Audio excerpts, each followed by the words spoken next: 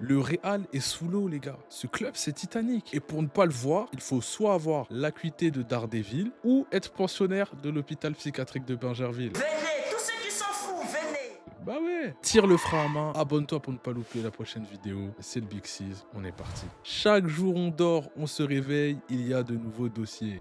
Dégâts, dégâts, dégâts, dégâts. À chaque jour, son incohérence.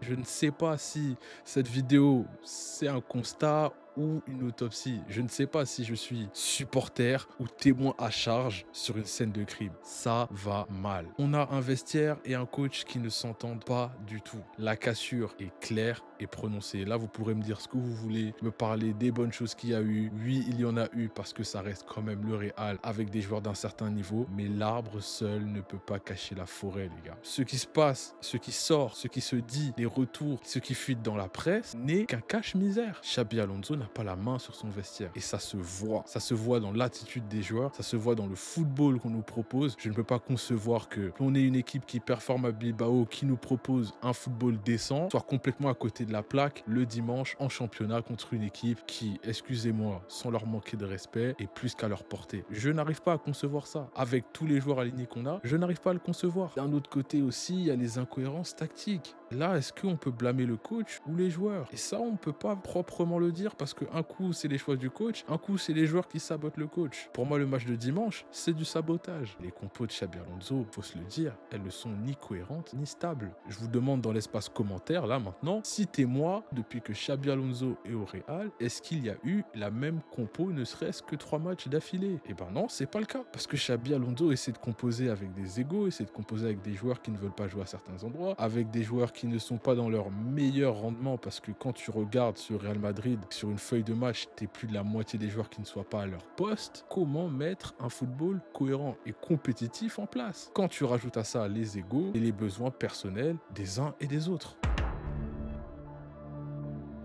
Pour ne pas manquer à tout cela, il y a une cascade de blessés, des blessures récurrentes. Et quand les blessures sont récurrentes, soit la préparation est mauvaise, soit la condition physique des joueurs est douteuse. À un moment donné, il y a des causes à effet, il y a toujours les mêmes noms qui reviennent assez souvent. Pourquoi est-ce que ces joueurs-là sont systématiquement blessés, à l'exception de Militao parce qu'il revient d'une grosse blessure? Je peux comprendre que le retour soit difficile, Rudiger aussi, pour des joueurs comme Trent, Kamavinga, qui sont abonnés à l'infirmerie depuis le début de la saison, c'est compliqué, c'est très compliqué. Comment est-ce qu'on veut composer avec une équipe comme ça? Je me demande bien.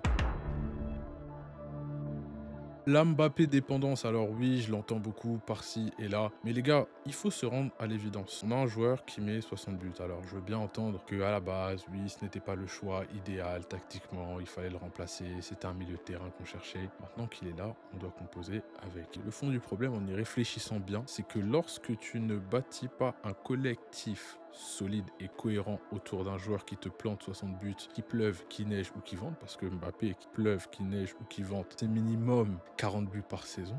Eh bien, lorsque ce joueur est absent, rien ne fonctionne. On ne peut pas tout imputer à un joueur. Et ça, c'est mon petit chapitre pour la Mbappé dépendance. C'est bien trop facile d'incomber à la responsabilité d'un seul et unique joueur le fait qu'un collectif soit dysfonctionnel. C'est bien trop compliqué. Pour moi, c'est bien trop léger comme argument. Je veux bien entendre le factuel. Oui, il fait ses stats, mais on gagne pas. Oui, mais partout où il vient, après, l'équipe ne gagne plus. Je ne pense pas que ce soit le joueur en lui-même. On a un joueur qui met beaucoup de buts. Comment est-ce qu'on peut construire un collectif qui va apprendre à fonctionner avec comme sans lui? Et dans ce collectif-là, peut-être qu'il faut faire certains ajustements. Personnellement, si j'avais été Xabi Alonso, Mbappé, je l'aurais mis à droite. Voilà, tombez-moi dessus si vous voulez, mais Mbappé à droite, il fait mal. Je pense que ses stats ne seront pas trop impactés. Il sera quand même dangereux, il trouvera un moyen de marquer. Et puis, Cristiano, toute proportion gardée, sans faire de comparaison, qu'il soit à gauche ou à droite, il a travaillé son pied faible, il est efficace du droit comme du gauche. Je pose ça là, je ne dis rien.